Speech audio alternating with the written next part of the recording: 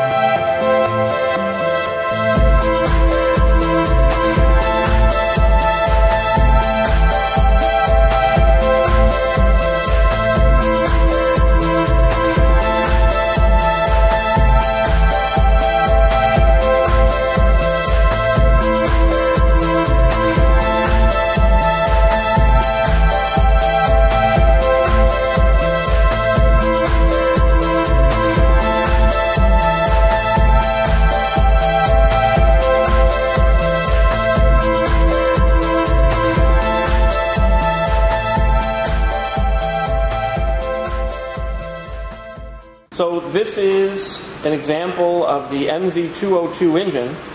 It's our smallest engine, and you see it here featured on a Mosquito Air. 2-cylinder, 2-stroke engine. Oil needs to be mixed in the fuel. This is a carbureted engine that is also air-cooled. And it provides, in the condition seen here, roughly 55 horsepower at 60 or 6,000 RPM. We use this on the Mosquito Air. The same engine, same configuration is used on the Mosquito XE and Mosquito XEL.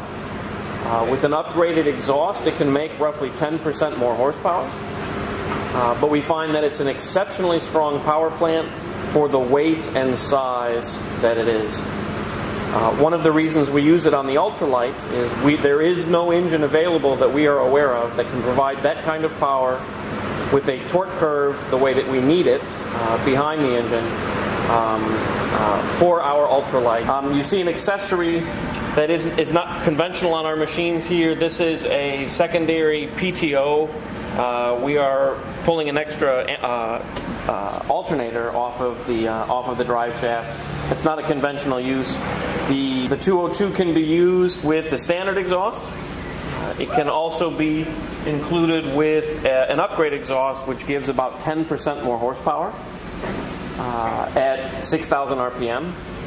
And the engine consumes approximately 5.5 gallons per hour.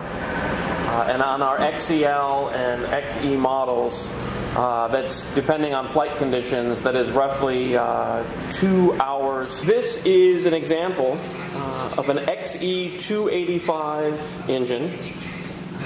It is in for service, so this engine has some miles on it.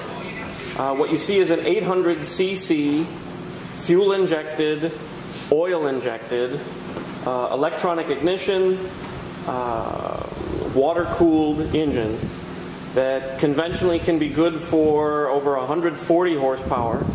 And we modified the engine here, and it only makes about 85 horsepower at the PTO at 6,000 RPM. We've had exceptional success with using the engine in its detuned manner. It has exceptional torque and very good fuel consumption. It consumes about 6.5 gallons of fuel per hour, depending on flight conditions, which means that you've got over 90 minutes in the conventional 12-gallon tank and well over 2 hours with an auxiliary tank on the machine.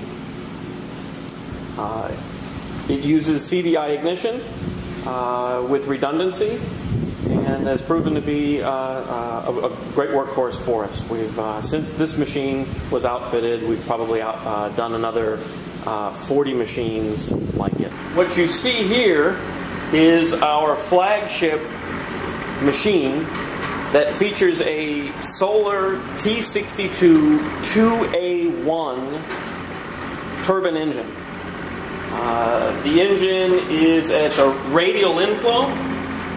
Spins at roughly 60,000 RPM, is gear reduced in a set of planetaries of 10 to 1. So it comes out of the clutch assembly right here at 6,000 RPM. And from there, we reduce it in our own transmissions to work. It makes about 95 shaft horsepower.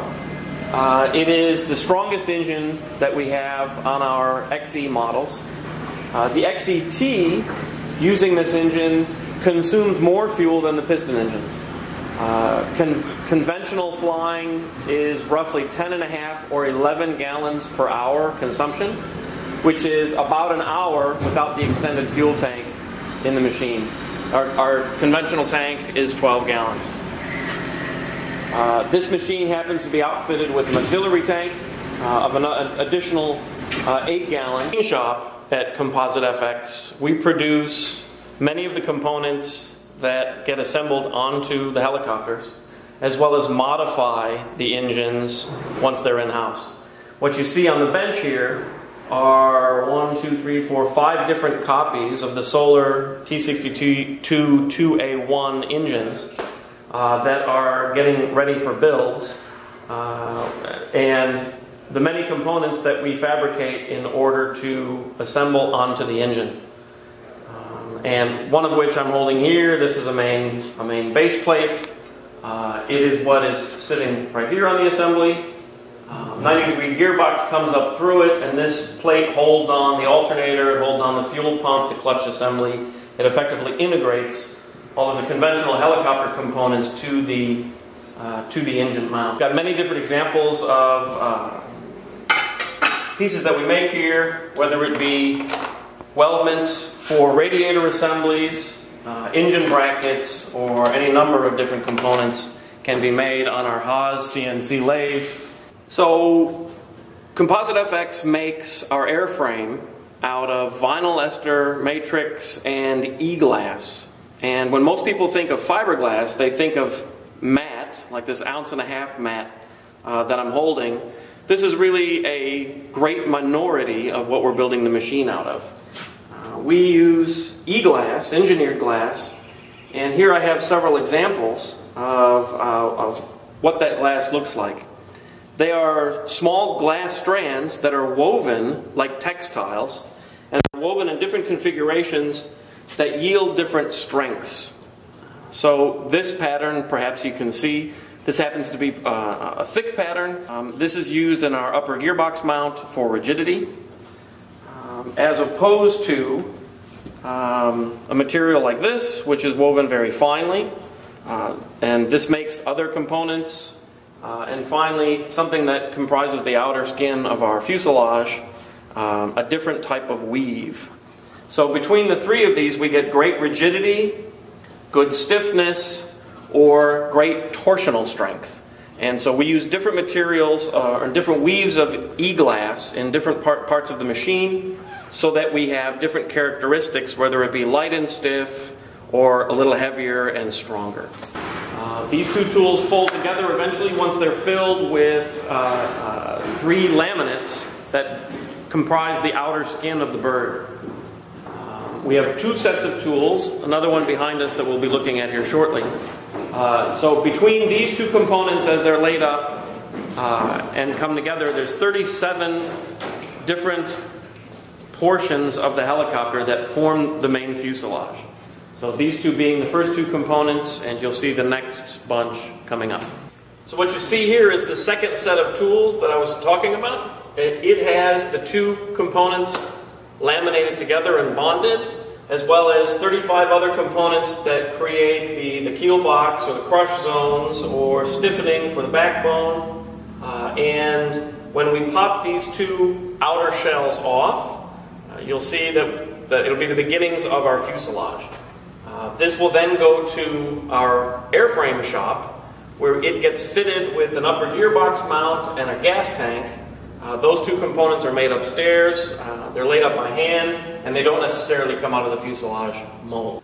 What you see here is the beginnings of a fuel tank. So I have my hand inside our 12-gallon fuel tank right now. This will get popped out of the tool and in the airframe shop be affixed to the fuselage. This is a 12-gallon container. It will be fitted with an epoxy layer that will guard it from ethanol fuels and other solvents that the fiberglass doesn't like. And you'll see that the main backbone of the fuselage fits through this part, as well as there's other locations where we put our fittings in for fuel fills or for fuel drain. What you see here is the first gel coat is down in our tail boom fixture.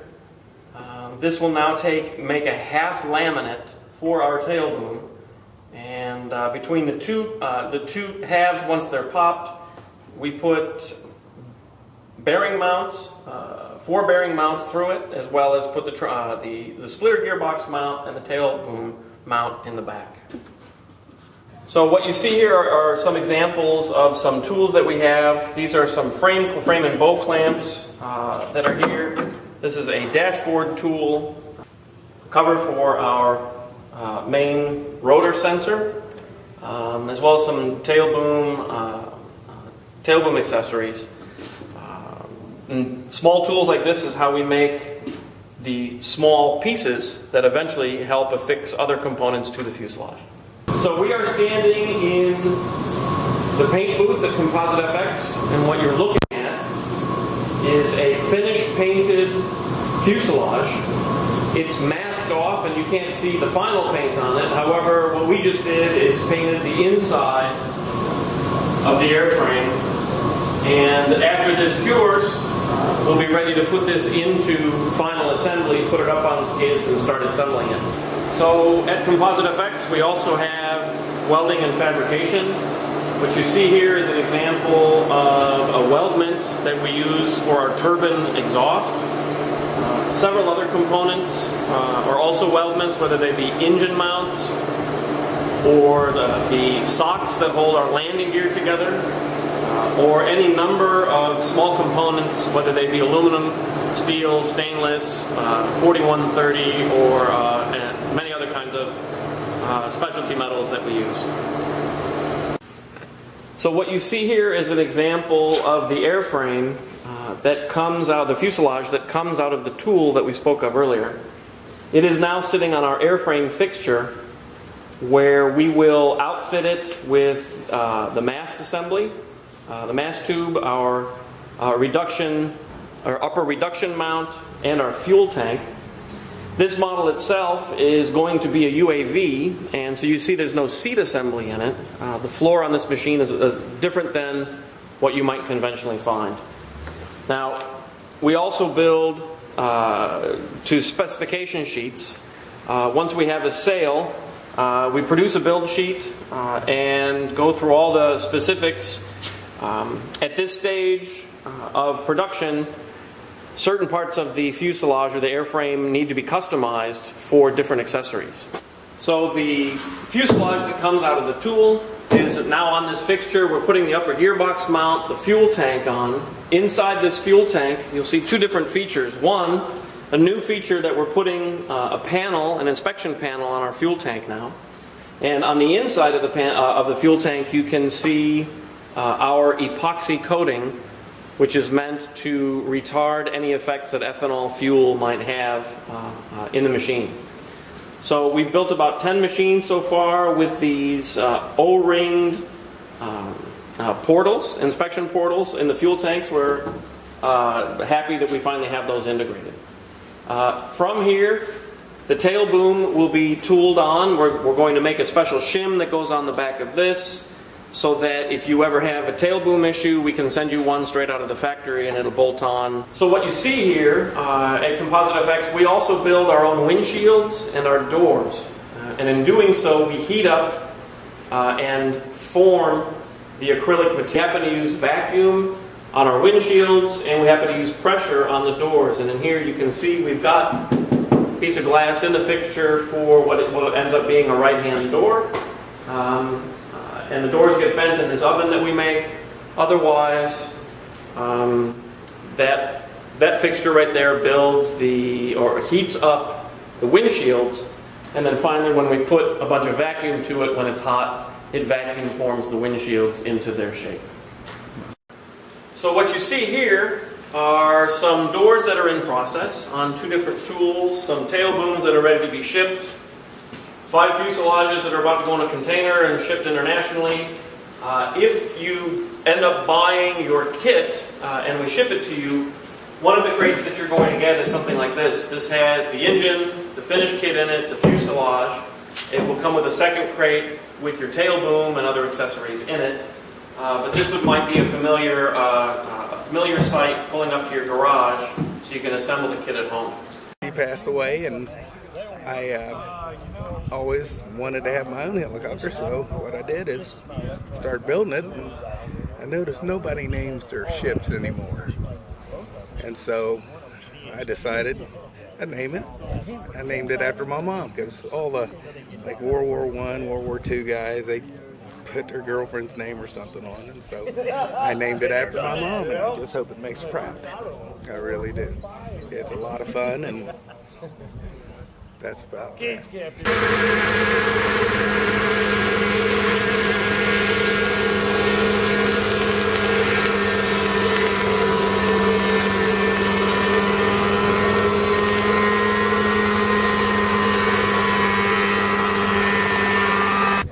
Well, see, that's the problem. I was living in Denver when I decided to build it, well, outside of Denver. And so I would come here, build it for a while, and go back home. So I made 5 trips to Denver. My last trip, I stayed here a month to finish it off. And then had it trucked to Denver when it was done in September. So it took me 10 months, 5 trips. But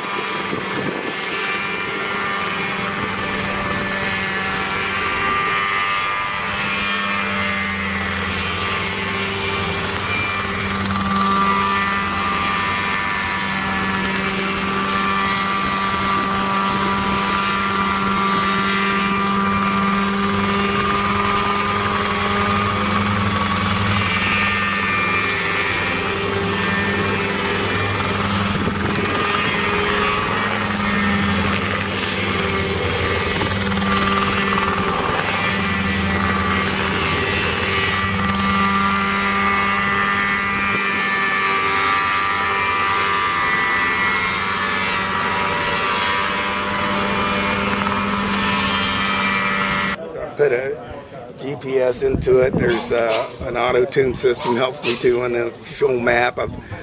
Most guys don't put radios in or transponders in all the time. I just wanted it to where I could pretty much go anywhere, so that's why I have the strobes and what have you. So if I need to fly into an airport, I have everything I need to.